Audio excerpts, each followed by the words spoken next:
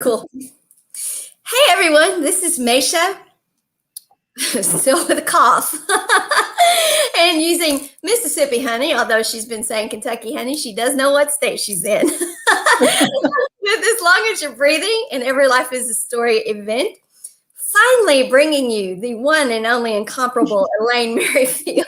Taking her sip of water there. Elain, I'm so glad to have you. Before I totally introduce you, I want to get some housekeeping out of the way, okay? Okay. All right. Everyone, if you are joining us and you have not enabled Facebook settings with StreamYard, we're not going to be able to see your comments. We're not going to know that you're there. And I don't want to ignore anyone who's trying to post, say hello, ask questions, or any of those things. So please do go to your settings and enable StreamYard so that we can do that. And thank you for joining us, because there's a lot of content out there, and I know that. And I'm appreciative every time you come and join us here. If you're watching us by replay, I'm just as glad to have you, and I know Elain is too. And so do tag us, ask us questions that way. We will get back to you that way just as quickly as we can as well. And with all that housekeeping out of the way, she is a Fibro Educator. She is so many things. I'm not even going to try to list them, but she's going to tell us the story anyway. And her story is kind of like mine. It goes on and on and on and on and on. So we're going to do it in two parts. And we're going to do about 30 minutes or so today. We're give or take a little bit. We're not on a timeline here necessarily we're going to stick to. We're just going to talk until we're tired of talking, and then we're just going to say goodbye, and we're going to come back next week, give or take a few minutes around the same time. And all that said, hello, Elain. Tell everybody hello. And Elain Merryfield, give us your story. Okay, thank you so much, Maysha. I think this is such a great concept that you have about people coming on to share their stories, because it's true. We do all have a story. And, today I was going to talk about my 30-year journey, my healing journey with fibromyalgia. And it's been, I'm glad that you asked me to do this, because it's been an interesting exercise for me too, to look back and because, when you're moving through the journey, you're just focused on what's in front of you. So to take that perspective and look back to the beginning, which started in 1988, has been really interesting and helpful for me too. And my perspective, the perspective that I'm going to talk about this from, is really the mind-body connection. That's been the thing that I've worked with the most from fairly early on in my journey. And also, as I talk more about it and get into next week, mind, body, and spirit, because it's my belief that all those aspects of who we are, mind, body, heart, spirit, they all need to be addressed when we're dealing with a chronic condition and, hoping to do some healing, because they're all parts of who we are. Yes. And when there's disharmony and imbalance in any of those, then it gets reflected in the body. The body is where it shows it. So I'm going to start today with just, briefly talking about my personal backstory from childhood and how I was taught to think as a child, because I can see, looking at the whole picture now, what my journey has been since then. Yes. So to set it in context, I was raised in New England and Vermont in the 50s. So there was a certain mindset, because this is all about mindset to me. Right. I was a very sensitive child and a curious child. And I was very often told that I was too sensitive. I love learning new things. I always have, and I still do. And I think that's been one of my resources for getting through this, as well as I have, is that I like to learn. I like to learn. I like to understand. So I'm going to talk a little bit about the things that I was taught in my family and my community as a child. And it's not about assigning blame to anybody or anything, but just a short description about how I was taught to think about life and about myself when I was a child, and also how I was taught to deal with challenges when they arise in life. So, my perception is that all of us receive, lots of conditioning as children. We're little sponges when we're children. And whatever the predominant beliefs are around us in the school, and church, and our community, and our family household, we just soak them up. We don't have any way to filter them. We just take them in as a truth. And so these are some of the things I was taught. I was taught to look at life in a defensive way, and that life had lots of shoulds and black and white rules, and I was to follow them if I wanted life to go well for me. I was taught there were lots of limits on what was possible for me. I grew up in a working class family, but I always had big dreams, but I was often told that my dreams were unrealistic. That was impossible for me to reach those. You and me both, girl. You and me both. Well, I don't think this is that uncommon. And I often received feedback that my thinking was just mistaken and wrong. I was taught to make the outside world my reference point. In other words, how best for me to fit into the life around me rather than to explore my true interests. I was exposed to a lot of fearful what if kinds of thinking. And we all know about that when we're dealing with a chronic illness. Well, what if this happens? What if that happens? Yes. But I was witness to a lot of that in my family. And the backstory of my parents is both of them had experienced big losses when they were young children. My father had lost his dad when dad was only 2 or 3 years old, and my mother had lost her mother when she was 7. So, as an adult now, I can look at it and I can see how their early childhood experiences really create a mindset for them of always wanting a sense of safety and playing it safe in life. So, Yeah. And my early religious training reinforced a lot of the same similar attitudes about a lot of rules in life, and you better abide by these rules or things are not going to go well for you. Yeah. So the result, it cultivated a lot of self-doubt in me. And I became very shy by the time I reached adolescence. Really, I was close with my close group of friends, but outside of that, I really didn't, speak out really what my thoughts were, my beliefs, because I'd told so many times that they were mistaken or unrealistic. So basically, what I learned to do was to mistrust my own sense of who I was and what was right for me. And that's what I had to relearn then when fibromyalgia came into my life. I had to learn, what it was that was right for me. But I never totally lost connection with myself because I have a key memory. I mean, I can just recall this day clear as a bell now. Well, I was between 10 and 12 years old, and there'd been some kind of family discussion in the kitchen that evening around some kind of what if, some kind of worry conversation that my parents were having, and my brother and I were there. And I made some kind of suggestion. I don't remember what it was, but I was told that I wasn't making sense, not good sense, whatever. And I went off to my room, which I often did because they would just dismiss me. I went off to my room, but when I got to my room, I remember saying this to myself: when I grow up, I'm going to Boston. I know there's another way. I know there's more than this. So at that young age, between 10 and 12, I still had connection with that inner sense of who I was. And Boston was like the big world to me growing up in rural Vermont. I love that. I love that you knew that there was something more. Well, I love that I hung on to that I was able to hang on to that as a child.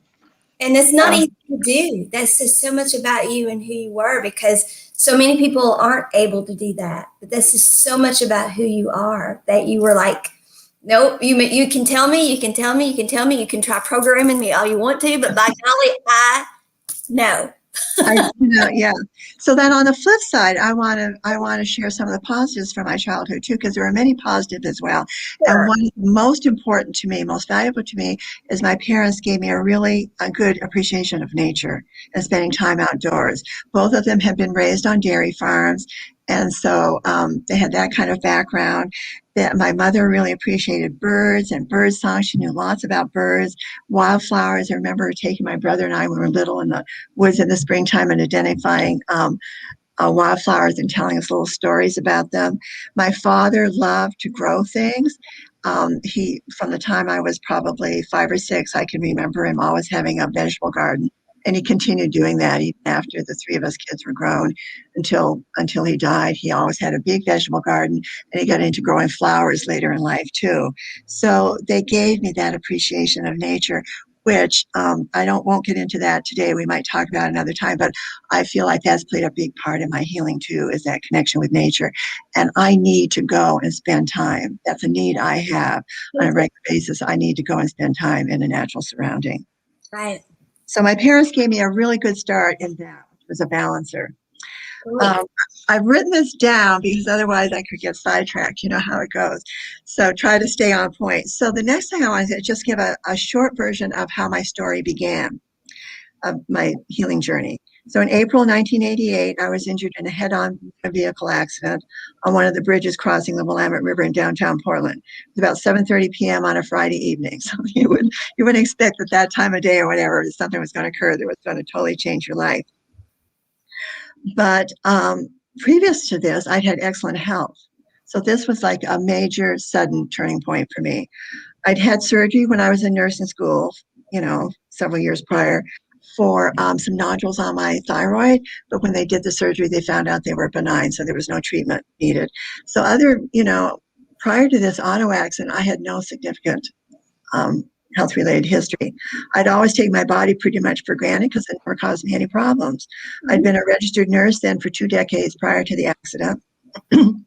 And I wasn't diagnosed with a fibro until about 20 months later in December of 1989, and I'll track some of that time in a few minutes. I'd never heard this term before when the doctor said I had fibromyalgia, although I was a nurse. There were no approved medications for fibro care and management of that time. No. I was a single woman at the time of this accident. A long-term relationship had just ended about 2 years prior to that. And so I was out, I was living by myself at the time this happened, so I didn't have any secondary financial backup income. So there were limits on my available financial resources for my care. I had my insurance, my health insurance that paid for Western medicine care, but I would like to have used more alternative treatments, but I didn't have the money to do much of that.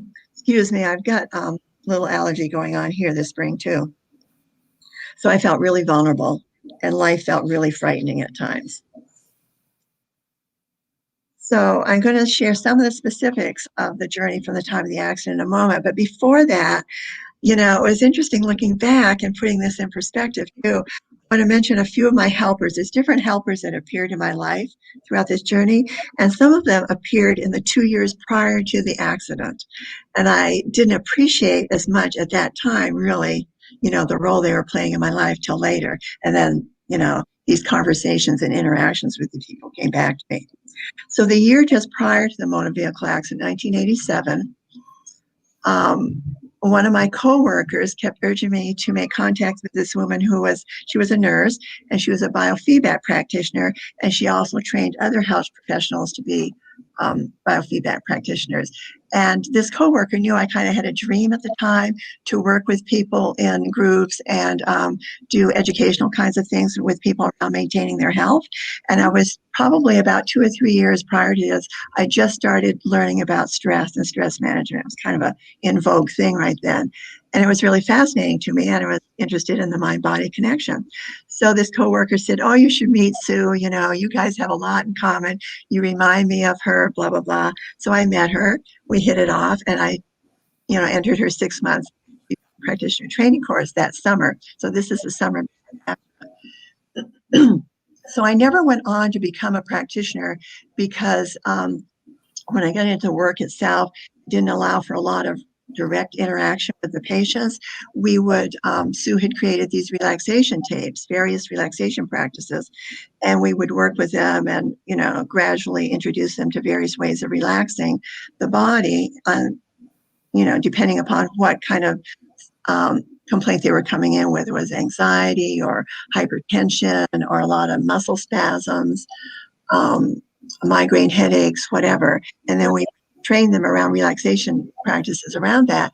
And then they would come back in for in-office sessions. We'd hook them up to a computer screen and we'd be monitoring different things in the body depending upon what their problem was. Say we would maybe put electrodes across, muscles on their trunk or their shoulder if they were having a lot of muscle spasm problems. And so then they'd practice whatever their relaxation practice was at the time while they were hooked to this monitor. And you would see within just a few moments, we'd take the recordings of what was going on in their body through whatever we're monitoring when they started the session. And then as they practiced the relaxation, you would see the readings change in the body. So it's like there was no denial for me. I could just see real clearly that was the beginning of my belief of the power of the mind-body connection, and they're always communicating with each other, the mind and the body. So this was like the year prior to my accident. As students going through the program, we had to learn and practice those practices too. So we were familiar with them. And I have a little anecdote in a few minutes that'll tell you how powerful that was for me. Okay. And then a couple of other people that I met during this time between 86 and 87, when this relationship had ended, then I went and rented a house by myself And there was a big open room and upstairs, so I decided to rent it out to a student. I thought, I'll rent it out to a student, help out with the rent and whatever. Well, the students that I attracted when I placed an ad at the health food store were chiropractic students. So each Right. year I had a young woman chiropractic student there. And the thing is that I got introduced to lots of new ways about thinking of the body when I'd hear them, if they have friends visiting on the telephone with friends. And one of the things that I remembered that wasn't making sense to me, and I didn't inquire about it, but I would think about it, and they'd say about how all our experiences were stored in our bodies. Yes, and then if we'd had traumatic experiences, those were stored in our bodies. Now, that was real different thinking from what I'd been trained in Western medicine as a nurse, but I was curious about it. It planted a seed. Right. We're not taught that in nursing school. You don't No. It's a totally different viewpoint and perspective on the body. Totally different. And then one more helper that appeared during that time. Well, this was actually the year after the accident when I was trying a lot of different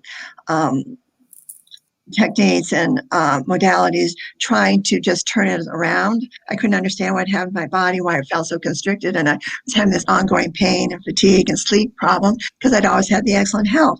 I got these injuries. I thought, well, once these injuries are, healed, then I should go forward being who I was. So at one point, I decided to try some individual yoga because I'd done a little bit of group yoga prior to the accident. Mm-hmm. And I thought, well, maybe that will help me get some flexibility back and take care of some of this constriction in my body. So the woman I'd worked with group yoga, she said, yeah, I'll work with you individually. So I went and I just got so frustrated every session because my body wouldn't do what I was used to it doing. By the third session, I was just so frustrated. I was ready to give up. And the end of the session, I was just down on my yoga mat on the floor, just crying. And just saying, I don't understand why my body won't do what I want it to do, and blah, blah, blah. And when I left that day, she said to me, you do know that your body is your friend, don't you, Elaine? Well, there was no way I could hear that at that moment. No, was it? I mean, when your body won't do what you're asking it to do, it doesn't feel like a relationship that is friendly at that point in time. It's contentious. I didn't know about having a relationship with my body. I said, before this event happened of the injuries, I just took my body for granted. It just went along, did whatever I wanted it to do because it didn't have any issues.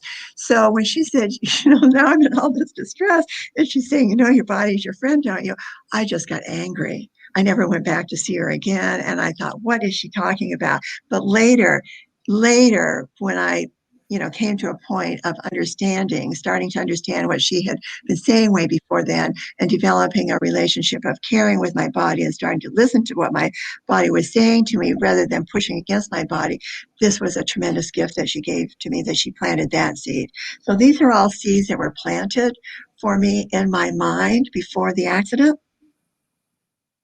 So now we come up to what I call the triggering event, which is the motor vehicle accident. It was in April 1988. It was a head-on collision. It resulted in head and chest injuries primarily, and then multiple bruising my legs and whatever. But while I was in the emergency room, the night that I was admitted, I was in this really kind of altered state. I would say I was in and out of orientation. I really didn't know where I was. I kept feeling like I was in that between state, when you're dreaming, but you're kind of partially waking up. I kept feeling like, oh, this is a terrible dream. I'll be glad when I wake up from this. That's what kept going through my mind, because all I remember is people were just keep moving my body about, and it hurt so much. And I didn't know where I was. I didn't know who these people were. And then they decided to do a CAT scan. So, and I don't know if I was really aware of what was going on, but when they started to do the procedure, then I got really panicky. I got claustrophobic and I got very panicky. But what happened at that point is I closed my eyes, and that prior training and working with relaxation practices the year before took over. And what my mind said was, feel your belly move in and out, in and out. Because that was some of the verbiage on one of the relaxation taste from the biofeedback training. And she would have people place their hands on their belly when they were learning to breathe more deeply and just programming. Absolutely. tune into sensations from their belly. So that took over within just moments. I don't know how long it was, a moment. I became oriented. I knew where I was. I knew I was in a hospital. I don't know what had brought me there, but I knew where I was. I recognized that these were medical people around me and they were there to help me. Mm-hmm. So it calmed me that much that I could start to be oriented again. It brought you to center. Well, it just brought me to the present moment. Yeah. And well, what happened, because, I worked a lot with stress management. What happened when you're in that high stress place, your prefrontal cortex basically goes offline because the blood is being shunted to the periphery in your body to prepare you to fight or flee, that fight-flee response. And when you start to calm, the prefrontal cortex comes back online, which is your rational thinking, your place where you can be self-aware and you can start to sense of what's going on around. So that's what happened. I calmed enough that this part of my brain came back online. Yes. So this was another big experience for me, just confirming that the mind body work together as one. Then I'm going to go forward. So that was spring of 88, and by the end, December of 89, my primary provider referred me to physical medicine clinic, is what they called it in my insurance plan. It's kind of like rehab, I guess, for people with chronic issues, because I just wasn't, making any progress around the pain and the fatigue and the sleep disturbance. And I was fortunate, I think, that the physician that I saw was the director of the clinic. He was an older man. And he was familiar with fibromyalgia. I mean, I never even heard of it at that point. When I went for my first visit, I was just really concerned that their whole spine was degenerating. That's what I thought was happening. Sure. There's so many neck issues and back issues and trunk issues. So he did a series of films in that first visit and whatever, and did my intake, my history. And then I came back for the second visit and he showed me the films. He said, there's no deterioration going on in your body. Your spine is fine. And he said, the condition you have is called fibromyalgia. Well, I've never heard of it. But he was obviously aware of it because of information that he gave me. Mm-hmm. He gave me a short-term prescription for amitriptyline for my sleep disturbance. He offered me the option of lidocaine injections in the trigger points. He had multiple trigger points for pain relief. And as he described them, I thought, I don't think so, because I got the gist that it was going to be just very temporary relief, and it did not seem a pleasant procedure to go through. I declined on that. He referred me for 3 sessions with a trauma counselor. This was talk therapy only. I later did trauma release therapy, which has been a huge part of my healing. But this was just talk therapy with a therapist. But she did help me do some grieving, around that my body had changed so much I couldn't make sense of it. Sure. So it was helpful that I did some bits of emotion. And then the doctor recommended warm water aerobics at the YWCA, because that was one of the few places around that had a water temperature. Was that helpful for you? The water. It was. Well, movement. He wanted me moving, and in the warm water where there was low impact, stress on the body.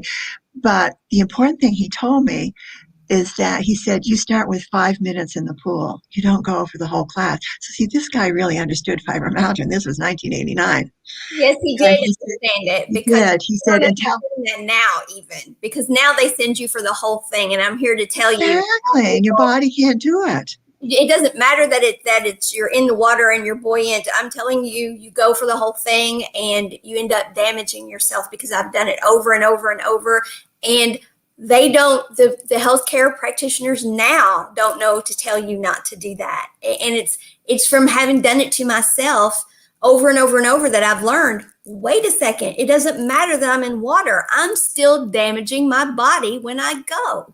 Well, you're pushing it. You're pushing it beyond its limits. You have to acknowledge where you're starting from, and then gradually progress. And he even coached me. He said, now, if you feel embarrassed about the pool after 5, just talk to the instructor before class starts and let her know this is what your doctor has told you to do. So you'll be leaving class early, and you'll just gradually work your way up. So I did this for some time, and then I quit after a while. I don't remember how long I did it, because it was a fair drive from my home to go to this pool. But he gave me really helpful information. Right. But then what he said was, you need to think of this like a chronic disease, but it can improve some over time.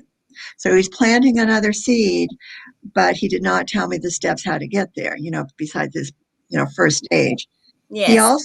also explained this, which was another very important piece of information. He said the motor vehicle accident and your injuries were not the cause of the fibromyalgia.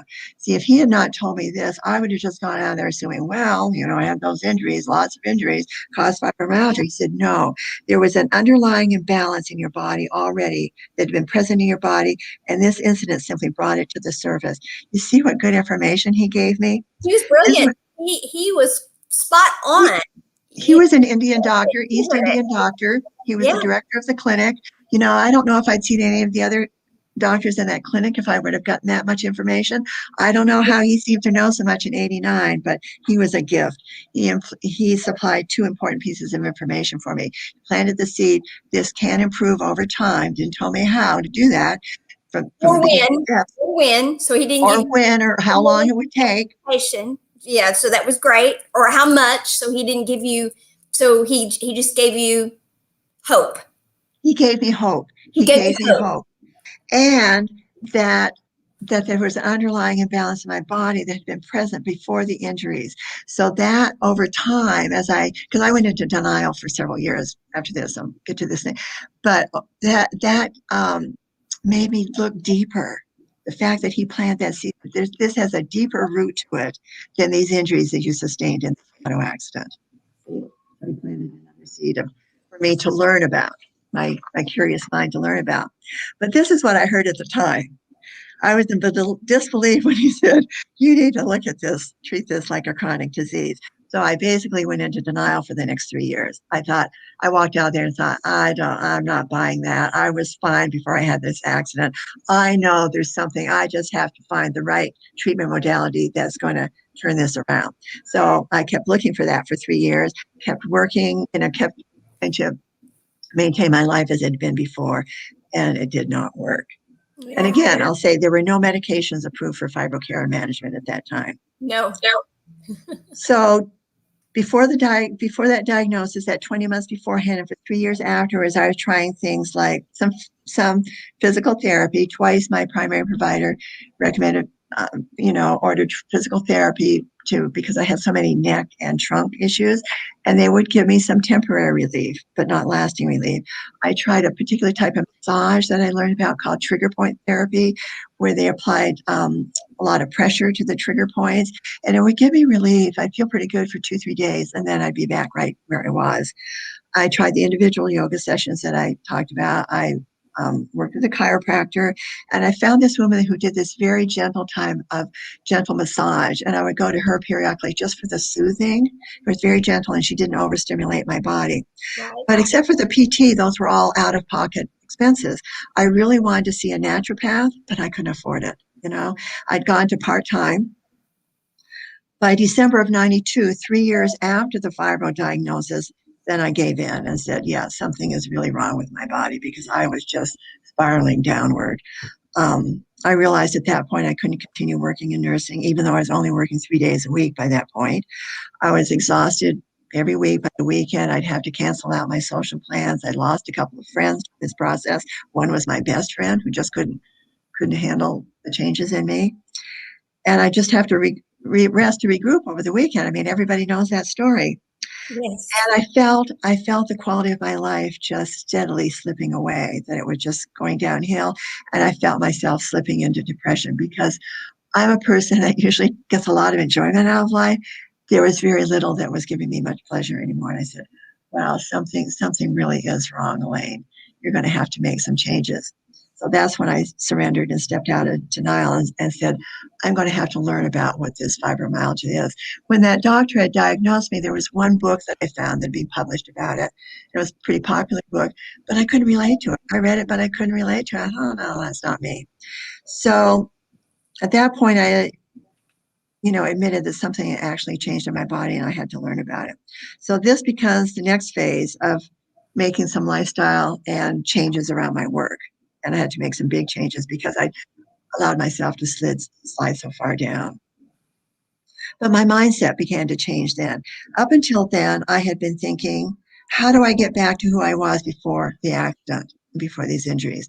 I wanted to just go back. I just want to go 180 degrees back to who I was before. But now, I slipped so far, my mind started to say, what will help me move forward toward feeling better again? And rather than how do I make this go away? So a little patience was coming in there, and I was seeing that this is going to be a journey that would take some time. So I decided I had to leave nursing. I just, I wanted some quality of life back. So I left nursing in that December, and in January of 93, so this is 4 years after he diagnosed me, I asked myself these questions. What could I live with for a year? See, I thought I was going to start it out in a year, Maysha. You see, I'm not a person with natural patience.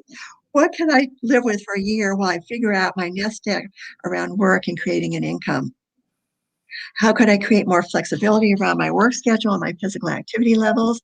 How could I find something that not only helped me create an income, but also lifted my heart? Because the stress in the work that I was doing in nursing, I knew I needed something that was less stressful mentally and emotionally as well as physically. Yeah. So I love children. I'd always loved being around children. So I decided to advertise because I was just searching, these options. Right. Advertised to work as a part-time childcare provider in a private home, part-time. It took a big dose of courage because this is a major decrease in income, and leaving my professional work to be a part-time childcare provider. It was a blow to my ego too, and my friends were all responding in various ways too. Oh, But girl, no. I know. I just felt like this was the next step I needed to take. I think it was an intuitive thing. So in March of 93, I began private childcare for 3 full days a week. And then the other 2 days a week, because I had to bring as much income as I could, for 2 half days, then I provided some respite care for an elderly couple where the husband was on continuous oxygen at late stage emphysema, and the wife just wanted to be able to get out and do some shopping, whatever. So that was pretty sedentary for me, and they were a delightful couple, so I enjoyed them. The other 3 days with the kids were staggered. It was 2 boys. They were 3 months and 6 months, 6 months and 3 years old when I started with them. Those are really active days, but they weren't back to back. They were staggered. And the mother worked at home. She had an office in the basement, so she was available. I needed backup, which I didn't, but that was a comfort for me. And the Sure. dad traveled a lot. Whoops. Here. So I began caring for these 2 little boys, 6 months old and 3 years. They're now still a big part of my life. They're now 20, 31. I love them dearly. They and their parents are still part of my life. That's where I spend all my holidays. And this helped me mentally and emotionally, just interacting with the children, with their spontaneous joy, with their natural curiosity about life, their affection, their free affection, their enthusiasm and creativity, their playfulness. I was seeing life through the eyes of a child again. And I attribute much of my healing in that phase to being with those children. And I have told these boys and thanked them since, and told them about my story later in life, and they don't get it, but that doesn't matter. This change began to lighten and lift my heart. That's a lot of what it did for me. And I began to slowly and very gradually start to feel better bit by bit. Good. Where are we on time? 33 minutes. So I also began taking steps to learn about what had changed in my body. What was this thing called fibro?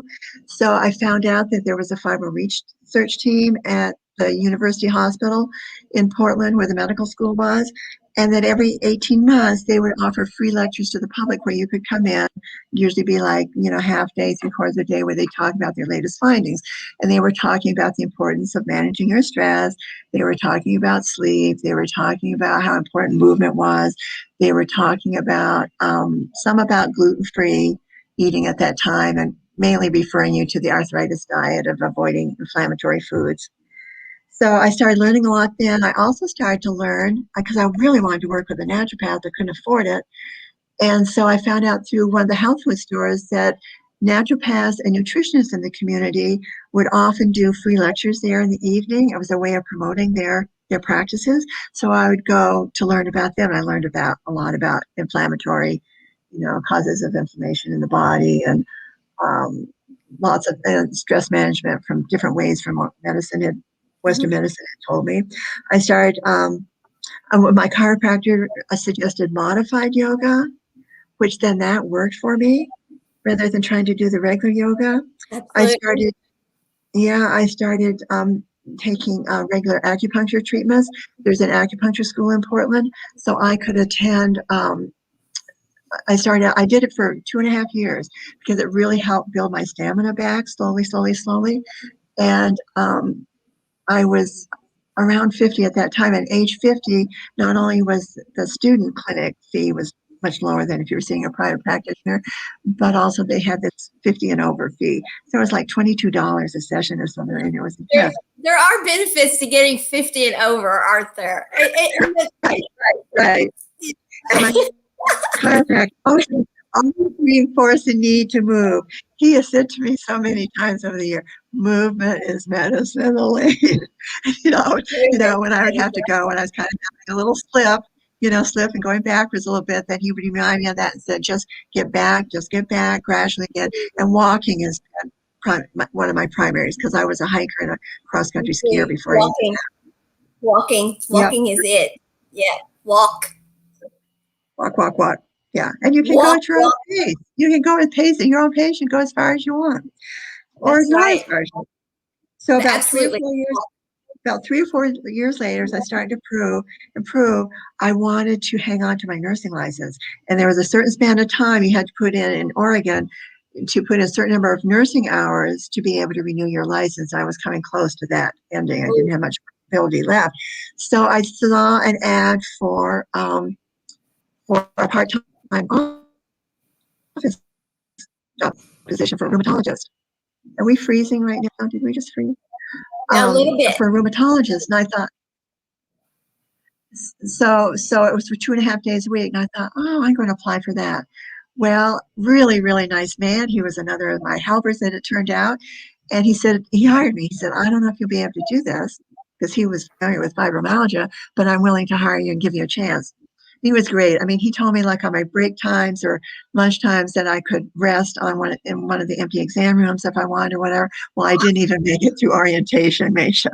I couldn't. I tried working in doctor's offices. I didn't make it through orientation. I mean, yeah, I know. You think, oh, I can do this. I can do a doctor's office. No. The pace of tasks and moving from one task to another, back and forth. And also the nurse was responsible for reviewing the lab values and okaying renewals of medications. He received patients from all around the state. So the reports that would come in with these lab values were different. It wasn't standard. Yeah. I was so afraid of making an error. Me too. Yeah. I went into fibro fog real bad just through the patient period. And pain. Yeah. I couldn't do it. So that weekend I had to make a decision, and called him on Monday morning and said, thank you for giving me the chance, but I can't do it. Told him what was going on. And I said, I'm sorry to let you down, but we stayed in contact.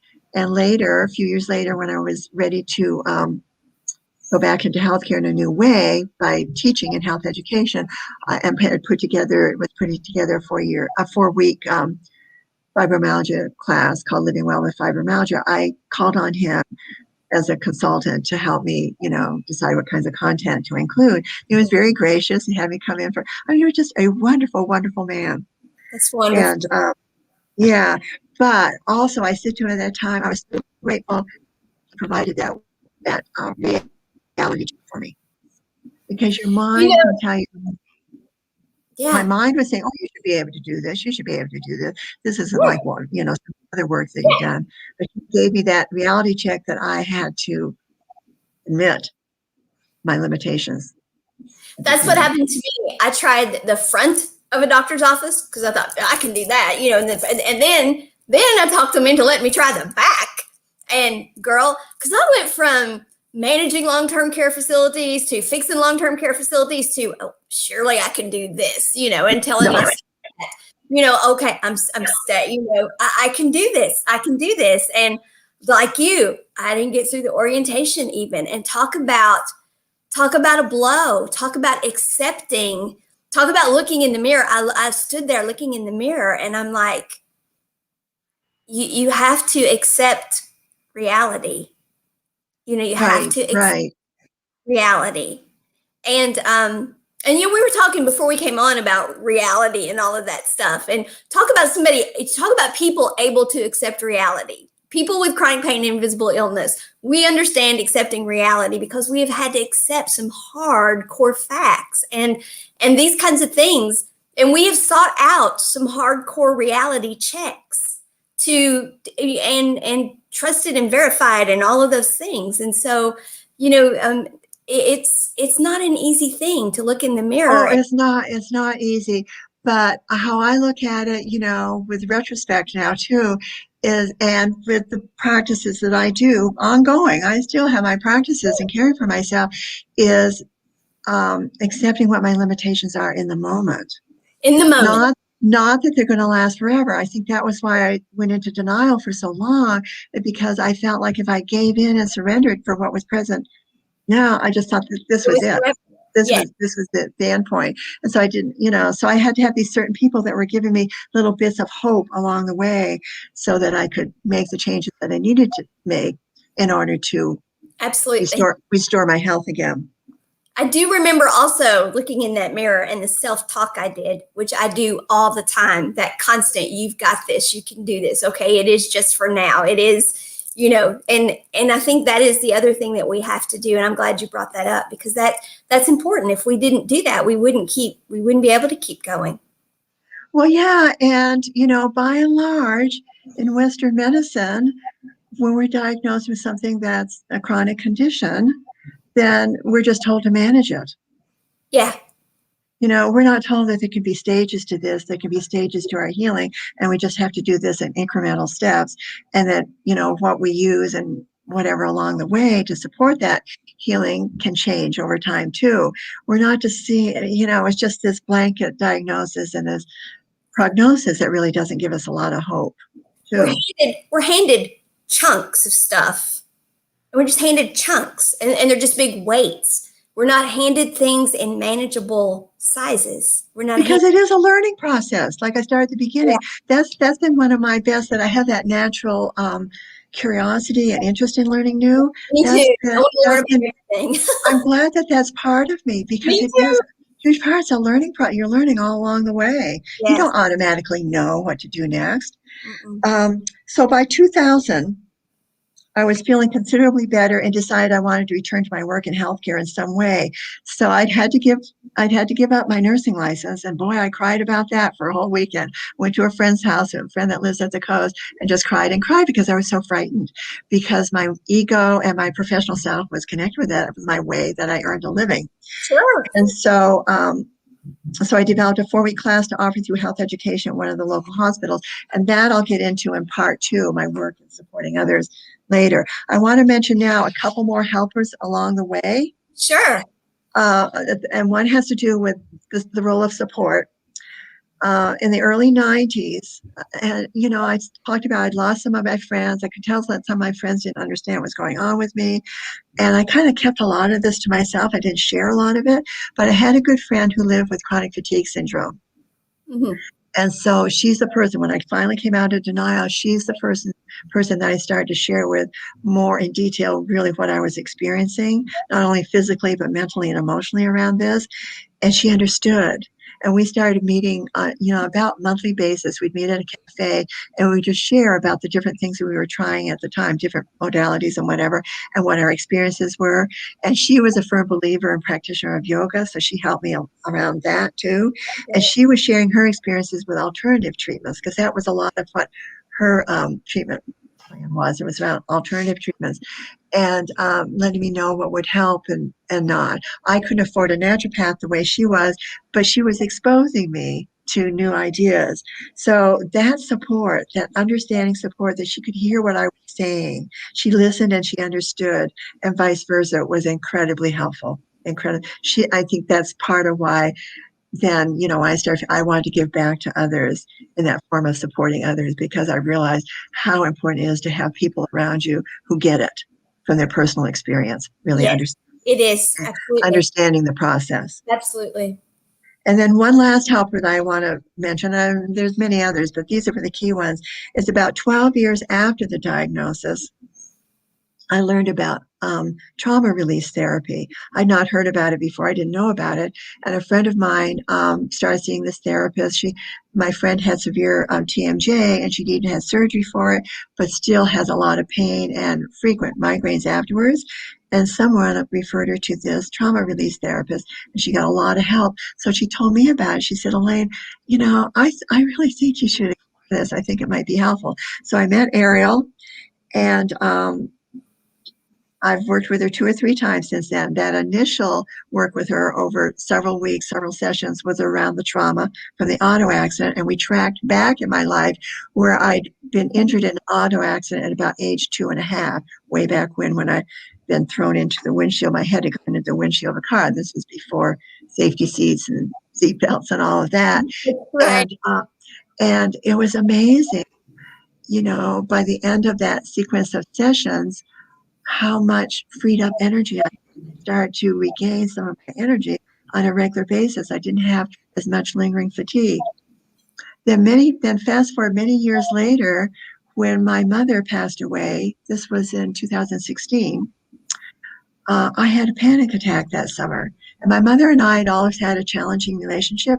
We'd done a lot of healing in the last probably 15 years of her life, but still, we just, our belief systems, mindsets were really at odds a lot of the time. And I had a panic attack about 2-3 months after she died. To my doctor, I said, I've never experienced anything like this. What is this? And she said it was a panic attack. And, she said, what's going on? I told her about my mother's death and everything. And she said, she called it some kind of grief reaction, whatever, and referred me to a traditional therapist. I went away from there, and I was on a waiting list. I had to wait 2-3 weeks to get in to see this therapist. And I thought, I don't think they're going to be the one to help me with this. See, I had learned through my process, I've learned to trust my intuition. I've learned to trust what my body tells me now. And my body, I don't really think that's the route to go. And Ariel came back to mind. It had been about 12, 15 years since I'd worked with her. I came back to mind, checked to see if she was still in practice. She was. So I went and worked with her, and incredible liberation of more energy in my body after that, and the trauma, I call it trauma from my childhood, but it was the trauma that I described at the beginning. It wasn't physical trauma. It wasn't any, real physical abusive trauma in that way, but it was the trauma in not being seen and heard for the little child that I was, and being pushed to see life through a way which was not natural to me. And so it was a lot of work with my inner child. And it was tremendously healing. All I can say, it was tremendously healing. I think we've gone on quite a while here, and I still have more to go. I have I'll just do an overview of healing modalities that for me have been most supportive of my healing process. I'm just going to list them. Okay.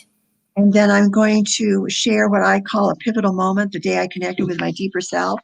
Okay. And then I have a couple things after that I can share next time. Okay. So healing modalities and lifestyle practice that I feel like have been the most supportive for my healing process. I've named some of these. The modified yoga has been very helpful. I still do some of that every day at home. Yoga Nidra, which is another calming practice. Acupuncture, I've mentioned that. Physical therapy when needed. What I've learned since then is when something happens, like I've had some balance issues at different times, fallen, had some injuries. I've had some shoulder impingement on a couple of times in the last 5 or 6 years. Not really, and none of this is fibro, but when something like that happens, I get in touch with my primary provider right away. I get some help right away. I don't wait until it triggers my fibromyalgia. And so physical therapy has been real helpful for the shoulder impingement, and I do a couple of exercises he's had me do for maintenance a couple times a week since, and doing well. Podiatry has been helpful for me. Early on, I had a real problem with plantar fasciitis in both feet, so getting orthotics, and in recent years, I've had to adjust those, get different orthotics, so that's been helpful for me, keeps me moving. Cranial sacral chiropractic care, I've had 3 different ones over time, 3 different chiropractors. The chiropractor I have now, I've had 10 or 12 years, and it's basically cranial sacral work. It's very gentle work. It's about freeing up the flow of your spinal fluid between your brain and flowing through your spinal column, and that's incredibly helpful to me, and it's so non-invasive. So when I'm having a little issue with my body, I go to him for a session for that. Magnesium citrate at bedtime. I Yes. didn't learn about this until I met Dr. Lipton in 2012 and started teaching in her clinic. Yes. Magnesium's amazing. Yes. It's amazing. I take it every night. I take it every night at bedtime, and it just gives me a little extra deeper sleep. And Epsom salt baths too. My daily walks and some kind of movement. I have a soft roller that I roll my thighs out. That I have a lot of trigger points that develop there on both sides, and my chiropractor taught me how to do that. I do that daily. Trauma release therapy I mentioned. Forgiveness practices. That's can talk about some of that maybe at another time. But the rheumatologist, when he with him around what to put in my class. After I did a few sessions, then I wrote him and said, this is how people are responding and whatever. He wrote me, oh, you're doing a great service and whatever. And he said, I wanted to add something too, that I really believe that forgiveness plays a big role in our healing from disease. I didn't really get it at the time, but I've learned more about that since and have worked with that too. Self-compassion practice, that is a big one for me. And it's something that I incorporate in the work that I do with other people. So it's very important. Present moment awareness practice, or you can call it mindfulness. I'll talk more about that next time. That's been a big one for me too. Time in nature, I mentioned that. Ongoing learning about anything that's ongoing learning, everything.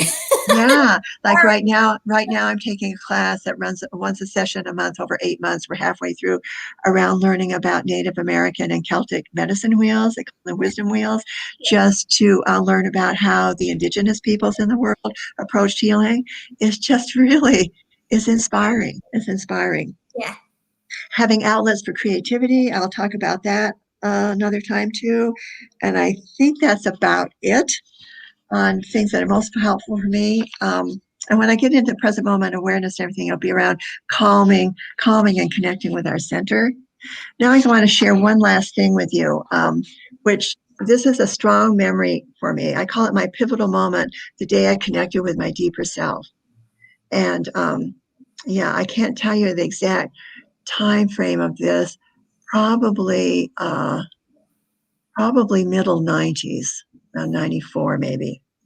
I still vividly recall the day I was experiencing the onset of a major flare-up after my car was lightly rear-ended close to my home.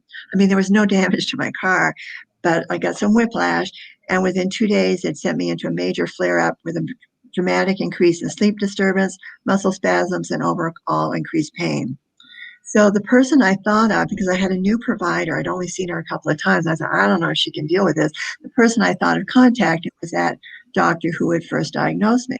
So I called that clinic, and you had to be referred in there. That's how I got in there originally. And his nurse said, oh, no, you can't come here. It's been too many years since you were here. You have to go back. For any continuing care, you have to go back to your primary provider. So when I got off the phone, I felt so discouraged and fearful. I thought, I don't think this new provider I have is going to be able to handle this.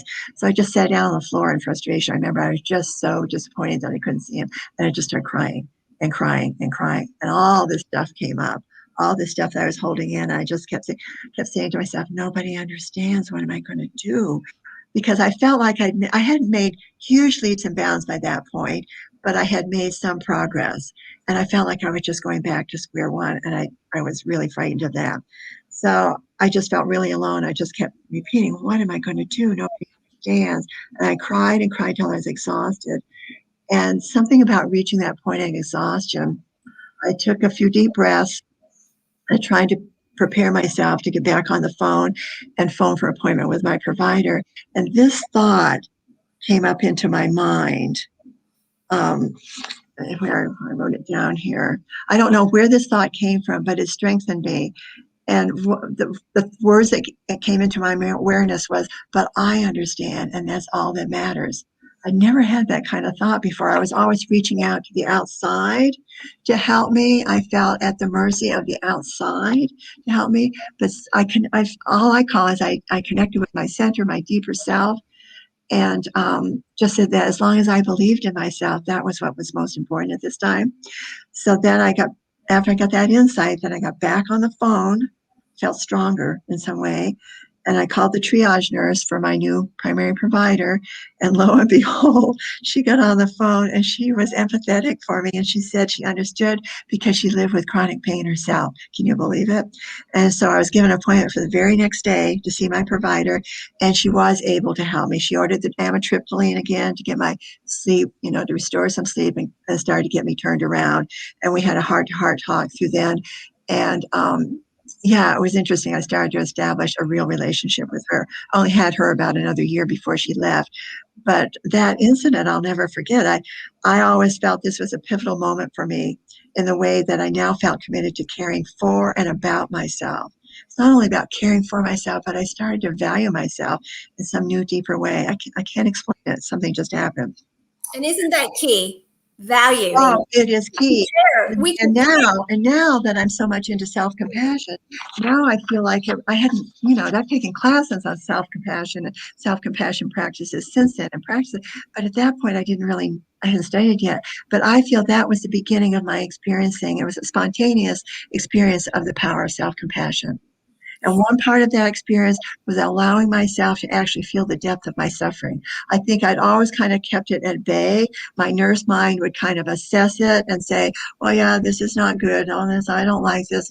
But I never allowed myself to acknowledge within me, in my heart, the depth of my suffering.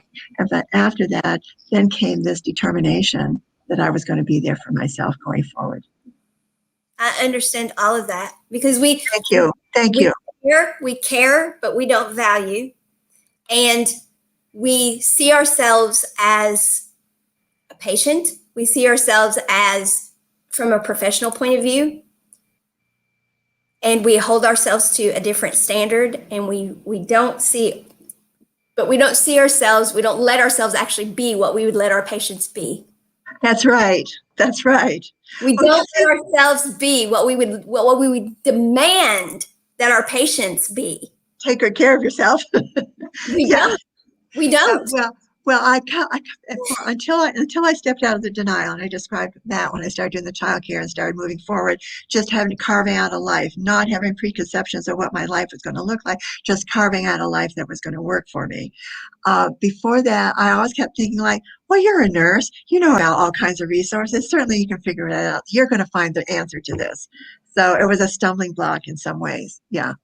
So next time I'll talk about putting together that class for others, the 4-week class, Living Well with Fibromyalgia, and somebody who was in that first class. I had 14 people that showed up for the first class, and she turned me on to mindfulness. She's the one that said to me, have you read that book, Full Catastrophe Living by Jon Kabat-Zinn? Because you have a lot of the same ideas he has, just like the woman that connected me with the biofeedback practitioner. When people say, you have a lot of the same ideas, I pay attention now that that's some kind of resource I'm being led to. So, I'll start there next time. All right, Elain. As always, I enjoy you so much. And I know that everyone who gets to see this will too. And I just want to give people hope. I know you do. So, and to give another message that, don't just take that diagnosis, chronic condition. Carve out your own way of moving through this for your own healing. Which is why here we bring every modality that if I come across it, I bring it to you and let you figure it out for yourself. Because too many years I worried about snake oil peddlers and all of that stuff. And that was the wrong thing for me to do, because what works for one person doesn't work for another, et cetera, et cetera, et cetera.